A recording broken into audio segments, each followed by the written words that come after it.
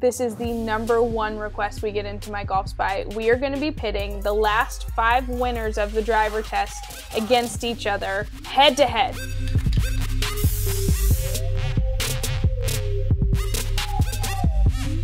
Hey everybody, this is episode number 65 of No Putts Given. I'm Miranda and I'm here with Tony, Harry, and Chris. Guys, how are we doing? I won Michigan. What? I won Michigan. Tony declares. Oh, you claimed it? Good for you. I hereby claim. Yeah. I think if I'm claiming anything, I'm going to take Hawaii. Anyone want to come? I like Tony's idea of claiming like a tee or a hole at Augusta. Yeah. Like I'd take 12. I'm just gonna, manifest destiny. I take hole 12. Anywho, we've got some fun topics to talk about today. We're getting into the off season, so we're wrapping up testing at the facility for a very short amount of time this year, since our season got pushed back a little bit because of COVID. But I want to talk about what we're looking forward to in 2021. Chris, are there any equipment categories that you're especially excited for in 2021? Indeed, there are. Okay. Yeah, I mean, the drivers will continue to lead, right? We're still in the distance era conversation. The driver is gonna really be the leading, item for so many companies. But I'm actually a little bit more excited in some ways for wedge releases. Based on some things that I'm hearing from a couple companies, Adele is one that hasn't had a product refresh really maybe in forever. Last year we had, obviously Hanma did very well in our testing and likely time for a refresh from them as well. So expect something new from them in 2021. And, it's an interesting space where you're seeing Mizuno push some boundaries saying, hey, kind of wedge design is almost kind of fundamentally flawed in some ways. And how can we address that with different shapes and some technologies and really kind of trying to buck the trend or kind of the conventional approach to wedge design. And I think we're going to see a little bit more of that. So I'm kind of low-key excited for what's going to come out of that. Harry, how about you? I'm sure you've had some 2021 equipment coming into the facility. You haven't tested it yet, but anything looking especially intriguing? I would say, again, drivers is always the one you go to. I've seen some release on the USGA conforming list, which look really, really cool. I'm kind of excited for putters this year, mallet putters especially. Oh. I know there's a couple of putters that are coming out with a really cool concept that can allow you to be fit anywhere. If you like one model, you can be fit to that model based on your stroke. So I'm really excited to see the mallet category this year just because of 1 or 2 putters and seeing how they fare up. Are you allowed to tell us which ones? I am not, no. Oh. Sorry. Super lame. Tony, how about you? I know you get plenty of equipment in and out of your office. Have you seen anything that you can't wait to test? I have not seen it yet. But first of all, right, as the guy said, drivers are always going to lead the conversation. We've seen the rad speed from Cobra now on the USGA conforming list. Sim 2 appears to be the thing. We saw a leaked picture of the Callaway Maverick something Max Epic Speed Max Speed Max Maverick Rogue Rep Scout Mandalorian. Yes. Yeah, so yes, drivers will always be the hot topic, but the correct answer is golf ball. Yeah, exactly. Right now that I've said it, it seems obvious, right? It'll be a new year for Pro V1, Pro V1X. Hearing that Titleist is particularly excited about this generation, I know everybody's going to be, of course, but it is a little bit different level, and who knows how it'll play out. But some things that suggest this is going to be fundamentally something that people will notice in golf ball performance. So you've got new Pro V1. It's also the new year for a TP5, TP5X. So again, TaylorMade's ball in that tour space that does really well. It's a strong performing ball. Quality on that's pretty good. And last not least, Srixon Z-Star XV are due for a re-up as well. So big year in the premium golf ball space, and I'm sure we'll see some interesting DTC stuff trickle in as well.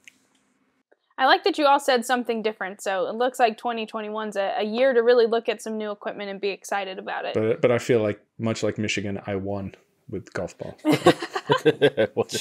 I hereby. That's right. Anyway, something else I want to talk about today. We just mentioned that testing is wrapping up in the facility for 2020, but not before we do something that I would say if we get one request, this is the number one request we get into MyGolfSpy. We are going to be pitting the last 5 winners of the driver test against each other, head to head. That is a whole hand's worth of drivers. 5. So 5 years of most wanted drivers, head to head. We're going to give you the best one. So rolling back the clock, back in 2016, we had the TaylorMade M1. We're going to pit that up against the 17 winner, the Strixon Z565. Then in 2018, we saw the G400 LST take the top spot. Then in 19, we moved on to the Epic Flash Sub-Zero, and then the most recent winner is the G410 LST. So, Harry, I'm going to come straight to you. I want predictions. We're pitting the last 5 winners up against each other. Who is the king? I think Ping. I think the G400 LST I think will do really, really well. It was like an anomaly back when it won, and they didn't bring out the G410 LST until later on after the G410 line released, because they admitted that they couldn't get any better. I think that one will come out of the bag. I really do. I really think that one will win, purely because it's consistent, it's straight, and it tends to spin just that fraction bit more. If you spin the driver more, or spin any club more, it's tending to be more consistent, and your dispersion is a little bit tighter. So I think in strokes gained, I think that's where it will take the victory. Okay, Tony, we're conducting this just like a regular most wanted drivers test. We're getting 30 testers in. We're not skimping on any shots or anything. So who do you think comes out the winner when we put these 5 up against each other? I would put my money on the Callaway Epic Flash Sub-Zero. All right. And I think, and the reason for that, when you go back and look at that test, we did see higher ball speeds there than the rest of the test pool, which isn't uncommon with our winner, especially when you get into that lower speed thing or lower spin thing. But we found that was a driver that works really well for a lot of golfers. Obviously, that's what it takes to win a most wanted test. You can't just work for 1 or 2 guys and come out on top. It doesn't work that way. But the thing that really stood out to me about that driver, and something that just doesn't get talked about a lot, but like Callaway seemed to do something right with the bulge and roll on that driver, specifically as it relates to dispersion. It was just a driver that guys hit straight. And again, we use strokes gained as our kind of our baseline metric. So if you're putting that ball into the rough, that's going to cost you in terms of how we evaluate things. And so a driver like the Epic Flash Sub-Zero, so many words that just repeatedly found the fairway with just about every tester at a higher percentage than a lot of other things, coupled with the fact that it is a low spin driver that generates plenty of distance. Yeah, I like its chances.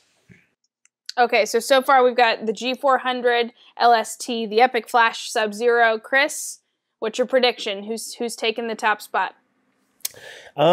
Great question. Don't know. Obviously, we don't know because these are most wanted, right? So like Tony said, this is over a large testing pool, over tens of thousands of golf shots, and 3 of your last 5 winners in the last 3 consecutively have been heads that are designed around a low spin technology, right? Which we tend to associate probably incorrectly as something for guys that are or gals that are disproportionately high swing speed players, which we oftentimes tend to think of as better players. But the reality is a lot of really good and not so good players are getting the most benefit out of that kind of head design. So anyway, long story short, I'm going to go with a little recency bias. I think it's going to be the Ping, the G410 LST, simply because it's marginally improved on the 400, which is amazing how many players still have that club in their bag. So from a fitting perspective, again, with some of the flatter lie angle settings, depending on the testing pool, if we get guys or gals that need a little bit of the help with a little bit of a flatter lie angle setting, I think it has that slight advantage potentially over the 400. And then I think it's kind of a toss-up between that and the Callaway, but I'm gonna give the 1% marginal win to 410 LST, and Tony still takes Michigan. Harry, how long have our readers been asking for this test? I know since I've been involved in MyGolfSpy, I've been seeing it, but is that really the number one thing that they've asked for? Harry wouldn't know because it goes back way before he started working. All right. Yeah. I was told it went back before I started coming on like 3 years ago. Yeah, so I think it did. It started. So we did our first big driver test, and then as soon as we did the second one, that's kind of where it kicked up. So this will be, we may not do this every year, but it'll be kind of every few years we'll cycle it through, and we may do it with other categories as well, because you're not wrong. This is far and away the number one request we get for tests. Well, and generationally, right? Generationally, it's important too, because there's, as much as we, get geeked out on new equipment and, like you said, new wedges coming out, new balls, drivers continue to lead the stories. You get these fantastic situations, right? Where we know some performance does change over time, sometimes not as much. And then you look in the bags, a guy like Daniel Berger that won this year with, what was it? The TaylorMade, like the MC, like 2011, 2012, something like that. You have players, particularly not on the PGA Tour, but when you look at like PGA Tour champions, or you look at some other tours where guys and gals are using drivers that are 3, 4, 5 cycles old, it begs that question of what are really some of those performance differences. And now that we have the capacity to be able to go back and test some of that and look at some of that, it's, and to be, totally clear too, right? We have no idea what we're going to see. We may find that the M1 wins, and that driver, we should stop the presses and reinvent that thing.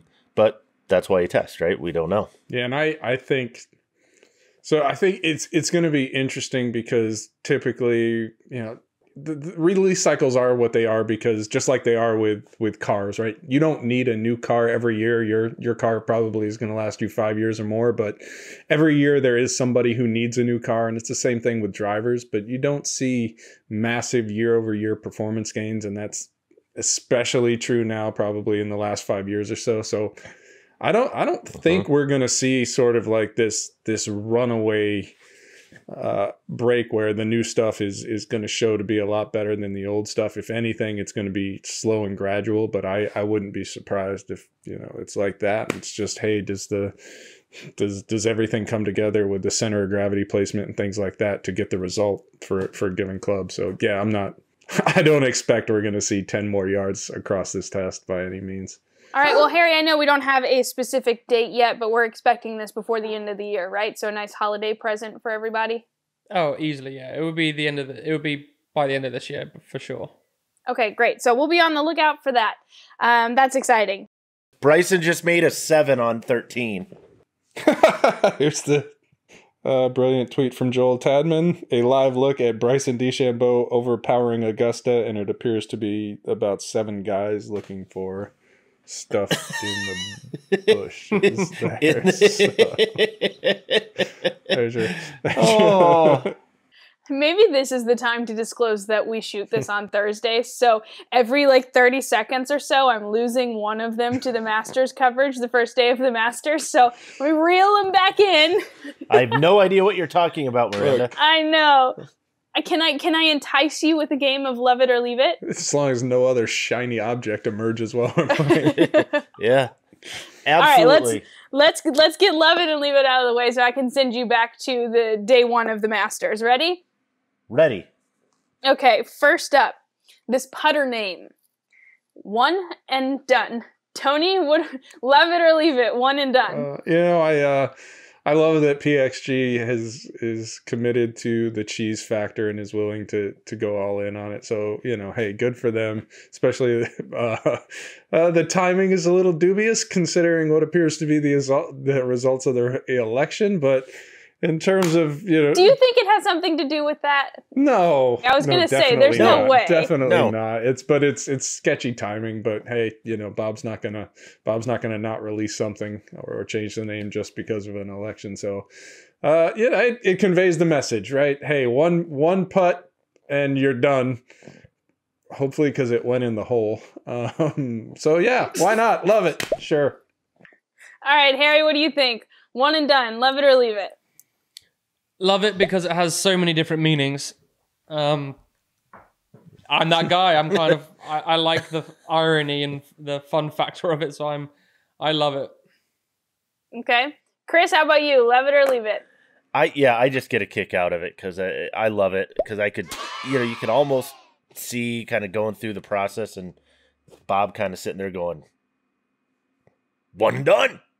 That's it. Like, well, that's the name. Meeting over. I hit it one and I'm done. Yeah, it it kind of speaks to maybe a little bit of the process too, and whatever. And hey, here's what we're gonna do. Love it or leave it. Take it. If you don't want it, fine, whatever. But I'm actually more intrigued about the putter itself. There's some design elements and features, like Harry was mentioning, being excited about some of the mallet stuff for next year. That's one that I'd want to roll and spend a little time with it. I think there's an intriguing performance proposition there. So, yeah, timing. It's kind of indicative of PXG on a couple different levels, and I love it. So. All right, collectively, we love it. All right, next up, while I, again, distract all of you from the Masters, I want to know, love it or leave it, this Masters menu. I know it never changes, but we've got egg salad, pimento cheese, barbecue, a club. Chris, love it or leave it, the Masters sandwich menu. I love it because, by the time you spent that much money to get there, I would imagine, never been there, but, obviously prices are pretty steep for a lot of things. At least you get in the gates and, I could have 5 pimento cheese sandwiches for what, $7.50? 5 sandwiches. Are they still $1.50, something like that? The pimento cheese is $1.50, yeah. Yeah, so I can get 5 of those for $7.50 and wash it down with a couple. Chicken biscuit for $1.50 too. That's what I'm saying. I can wash it down with a couple chicken biscuits and still have room for a Diet Coke, and I'm in like $10-11. I mean, you can't even get a pretzel for that with cheese at the PGA show. Sons of bitches. So, I love it. Love it. All right. Tony, how about you? The Masters menu. Love it or leave it? Yeah, I love it. I think this is one of the things that is endearing about Augusta is like, we're not going to gouge you on a simple sandwich. And the pimento cheese, which, if I'm being brutally honest, in general is probably a mediocre sandwich at best, but like there's just something about it during the Masters, even if it's a fall Masters. So yeah, I'm on board with all of it. Like Chris said, you can get a bunch of them for $7.50. As much as I will talk about Jersey Mike's and how awesome it is, I can't get out of there for under $10 on my best day. So yeah, hell yeah, give me cheap sandwiches. Harry, how about you? Masters Club for $2.50. Love it or leave it? I love it.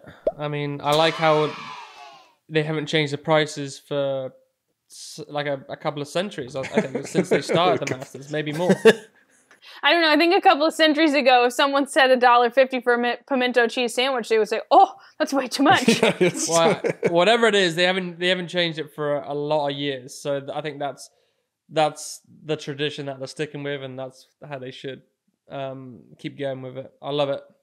All right, now I'm hungry, and I bet they taste better at Augusta, right? Like a simple club sandwich, it's got to taste better at Augusta. It's like hot dogs when you're camping. They always taste better. Or a hot dog at a baseball park always tastes better. Fish when you're camping always tastes better, and hot tang when you're camping always tastes better. Like the drink? Mm-hmm. Yeah, it's true. I don't know how we got there. It's a fact. I can't explain it, but it is an absolute fact that a sandwich always tastes better when someone else makes it. So you're starting there. True. Yeah. So true. Yep.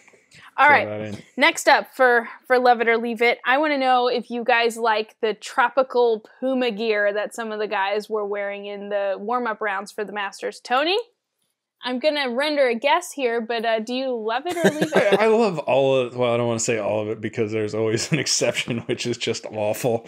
But I do like kind of the limited edition / special occasion clothes, the clubs, whatever it happens to be. And yeah, obviously there is a little bit of a money grab at play anytime you do something like that. But it's fun. I got shirts with pineapples and turtles on them that were all kind of from the Hawaiian swing. So yeah. It's all good. Love it. All right, Chris, how about you? Love it or leave it? Tropical golf wear at the Masters.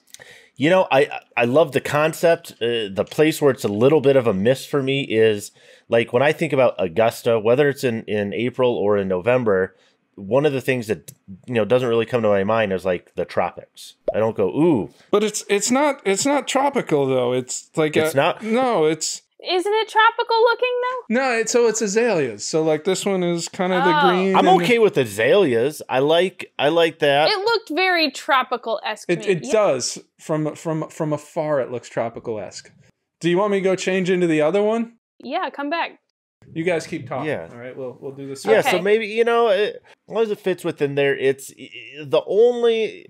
Yeah, I like some of that stuff, but it's also one of those things where everybody starts doing it, then it kind of starts to lose some of that approach. You know, everybody has their master staff bags. They have the different releases, and again, I'm not lying. I like looking forward to and seeing what they come up with and kind of pushing the envelope on some of that stuff. But it can make it hard to stay fresh. And so I always think, okay, instead of doing a limited release the same way that everybody else is doing a limited release, how can you change it up and do something that's really still limited but different and isn't just like, oh, let's put, you know, azaleas on everything. How could you take that and twist it and do something different with it?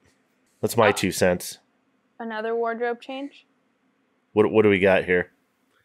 I just realized I didn't have anything green until now. Because I don't have any Masters gear that... What is it, like St. Patrick's Day? You like get pinched if you're not wearing green during the Masters? It's just bad form. It's just bad form. Oh, okay. All right, I'll Your keep that in internet mind. will probably go out. Yeah, there he is. Hey, I like that one. Heyo. See, I like that. So he's got the hat to match. So yeah, we got hat, and I also brought up to kind of show you like how all in we go here. Yeah. Oh. So this is yeah. It's all so it's all like azalea print, kind of Augusta themed stuff. Puma does this stuff every year. A lot of companies do. So yeah, that's particularly cool, and I actually really like these shoes. I've been wearing them. So. Did you run? Did you like run to your room and back? Yeah, I'm tired. I sprinted up the stairs because I was just going to change shirts, and then I was like, let me run to the garage and get the shoe. Now, all right, Harry, I'm amending this question for you. Puma's azalea gear on Tony, love it or leave it? Ooh. I love it, and I wish I could get some. They are. It's one of my favorite times of the year when it comes to either majors, and the Masters always comes up with some really good gear. I love all the limited edition stuff. I think it's what golf needs. It brings a little bit more excitement to it. I don't think it's diluted like Chris says. I think it only resonates a little bit more. I think it's fair to say, based on one of the images that Adam sent over earlier, not all of us love all of the limited edition stuff. So that's actually our next love it or leave it. Segue! These New Balance limited edition Masters shoes. Harry? I love it, but just because they're so comfortable. I love how comfortable they are. Trust me, if you get yourself in some of those New Balance shoes, you won't want to take them off, even though they're dad shoes and you go to cut the grass in them. I don't care. They are so comfortable. I'm going to have to hide the grill. I love it. I might be fired after that comment, but I love it. Tony, I'm thinking you don't.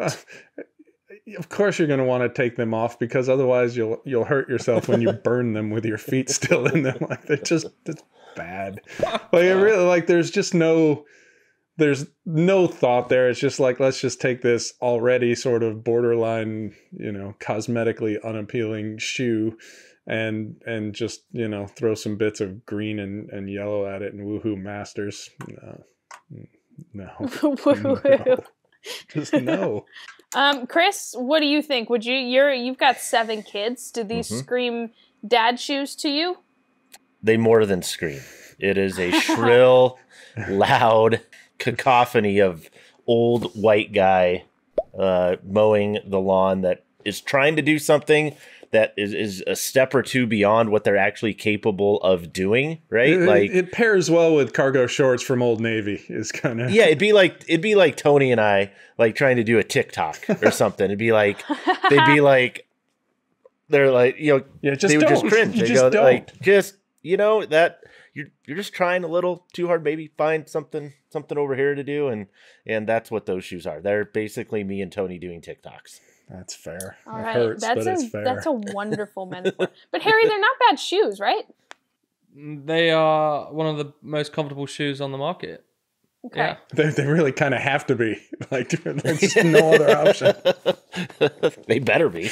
They are very comfortable. I will give them that.